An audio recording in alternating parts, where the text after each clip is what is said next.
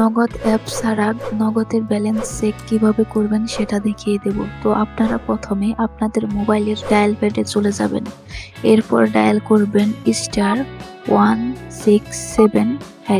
এটা উঠিয়ে আপনার কল দিয়ে দিবেন যে সিম দিয়ে আপনাদের নগদ অ্যাকাউন্টটি খোলা। তো আমি কল দিয়ে দিচ্ছি।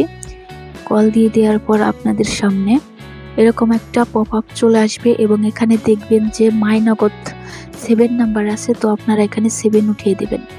তো আমি এখানে 7 উঠিয়ে দিচ্ছি। 7 উঠিয়ে দেওয়ার পর আপনারা এখানে সেন্ড এই অপশনে একটা ক্লিক করে দেবেন।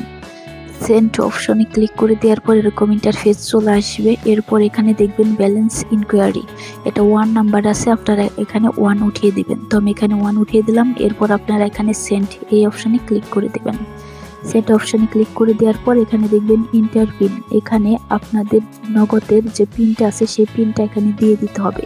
তো বন্ধুরা এখানে আমি পিনটা দিয়ে দিচ্ছি। পিনটা দিয়ে দেওয়ার পর আপনারা এখানে সেন্ড এই অপশনে একটা ক্লিক করে দিবেন। সেন্ড অপশনে ক্লিক করে দেওয়ার পর আপনাদের সামনে কিন্তু ব্যালেন্সটা শো হবে। এখানে দেখতে পাচ্ছেন আমার ব্যালেন্স হচ্ছে 0.84 পয়সা। তো এভাবে আপনারা খুব সহজেই নগদ অ্যাপ ছাড়া নগদের ব্যালেন্স চেক করতে পারবেন।